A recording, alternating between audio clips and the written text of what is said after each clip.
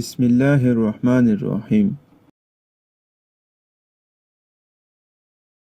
ایک چھوٹی سی 6 سالہ معصوم بچی سڑکوں پر ٹیشو پیپرز بیچ رہی تھی۔ چہرے پر مسکراہٹ لیے ادھر ادھر بھاگتے پھر رہی تھی۔ گاہکوں کو آتے دیکھ کر اپنی چھوٹی سی ٹوکری ان کے سامنے کرتی ہوئی کہتی، آپ کو ٹیشو پیپرز چاہیے؟ وہ ایک خاتون کے سامنے گزر رہی تھی تو دیکھتی ہے کہ وہ رو رہی ہے۔ معصوم بچی اس کے پاس رک جاتی ہے۔ خاتون نے بھی اشک بار آنکھوں سے اس پیاری سی بچی کو دیکھا جو چہرے پر خوبصورت مسکراہٹ لیے اسی ٹیشو پیپر کا پیکٹ پیش کر رہی تھی۔ اس نے انجانے میں ٹیشو پیپرز نکالا اور اپنی آنکھوں سے آنسو پونچھنے لگی۔ اس نے اپنے پرس سے ٹیشو پیپرز کی قیمت نکالی اور بچی کو دیکھنے کے لیے دیکھا، وہ جا چکی تھی۔ وہ چھوٹی سی مسکراتی ہوئی بچی اسے بہت اچھی لگی۔ تھوڑی دور ایک خالی بینچ پڑا تھا۔ وہ خاتون وہاں جا کر بیٹھ گئی، کچھ سوچا اور پھر اپنا موبائل اپنے خاوند کو میسج کیا، میں اپنی کیے پر نادم ہوں، جو کچھ ہوا مجھے اس پر بہت افسوس ہے۔ آپ جانتے ہیں آپ کا موقف درست ہے۔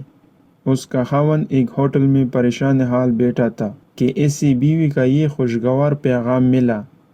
اس کے چہرے پر پرسکون مسکراہٹ چھا گئی۔ ان میاں بیوی کے مابین کسی بات پر جھگڑا ہو گیا تھا۔ اس خوشی میں اس نے ویٹر کو بلوایا، اس سے 50 مصری پونڈ پکڑا کر کہا، یہ تمہارے ہیں۔ ویٹر کو اعتبار نہ آیا اور کہنے لگا، چائے کی قیمت تو صرف 5 پونڈ تھی، باقی تمہاری ٹپ ہے۔ اب ویٹر کے چہرے پر مسکراہٹ تھی۔ ویٹر کو اتنی بڑی رقم کا ملنا کوئی معمولی بات نہ تھی۔ اس نے ایک فیصلہ کیا اور اس بوڑھی فقیر عورت کے پاس جا پہنچا جو فٹ پاتھ پر کپڑا بچھائے چاکلیٹ اور ٹافیاں بیچ رہی تھی۔ اس نے 1 پونڈ کی چاکلیٹ خریدی اور اسے مسکراتے ہوئے 10 پونڈ پکڑا دی۔ باقی پونڈ تمہارے لیے، اس نے کہا اور اپنے کام پر واپس چل دیا۔ بوڑھی خاتون بار بار 10 پونڈ کے نوٹ کی طرف دیکھ رہی تھی جو اسے بغیر کسی محنت اور صلے کے مل گئی تھی۔ اس کے چہرے پر بے حد مسکراہٹ تھی۔ اس کا دل خوشی کے مارے اچھل رہا تھا۔ اس نے زمین پر بچھائی ہوئی اپنی سامان کو سمیٹا اور سیدھا قصاب کی دکان پر جا پہنچی۔ اسے اور اس کی پوتی کو گوشت کھائے کتنی مدت گزر چکی تھی۔ ان کا گوشت کھانے کو جی چاہتا تھا مگر ان کے وسائل اجازت نہیں دیتے تھے۔ آج ان کی دلی خواہش پوری ہو رہی تھی۔ اس نے مسکراتے ہوئے گوشت خریدا اور گھر چل دی۔